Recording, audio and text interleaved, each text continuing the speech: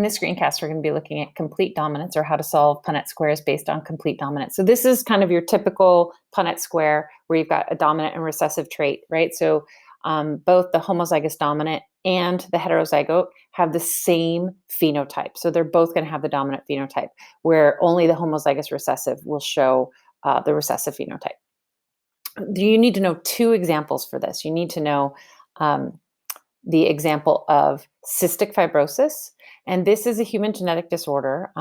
It's caused by a recessive allele for a chloride channel protein. Okay, so if you have the recessive allele, two copies of the recessive allele, you will have cystic fibrosis, which is characterized by an excessive secretion of mucus. It tends to be thicker because of the chloride ion channels.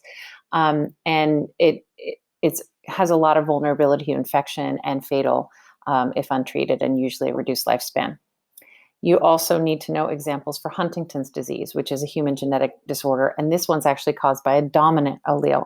So if you're homozygous dominant or heterozygous, you will develop Huntington's disease, and that's characterized by uncontrollable body movements and degeneration of your nervous system. It's usually fatal about 10 to 20 years after the onset of symptoms. This is a disease that actually doesn't start affecting people usually until their 40s. Okay, so let's take a look at what that means for Punnett squares. So in Punnett squares, cystic fibrosis, the normal chloride channel, remember this is a recessive disorder, and you need to remember that. So the normal chloride channel protein is dominant to the recessive one that causes cystic fibrosis. And so if we were looking at the genotypes, so you could be homozygous dominant and heterozygous, and you would be unaffected.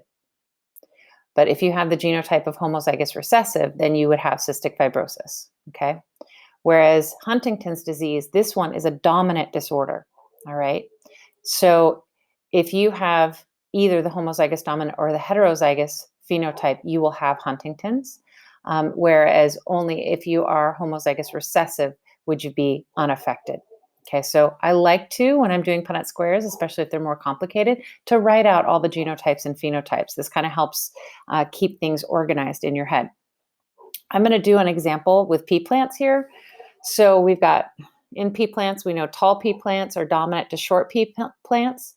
So if a heterozygous pea plant and a homozygous recessive pea plant have offspring, what's the probability they'll be tall? So the first thing I'm going to do is I'm going to, kind of list out the possible genotypes and phenotypes for it, because we know in this, tall is dominant to short. So I'm going to just use these letters. You can use any letter combination at this point. There'll be some that you actually have to know specific letters that you use to represent it with. But for now, we're just going to pick any letter. And I just happen to pick the one from the dominant allele. Okay, so we've got tall is dominant to short. So big T will represent the tall allele and little t will represent the short allele.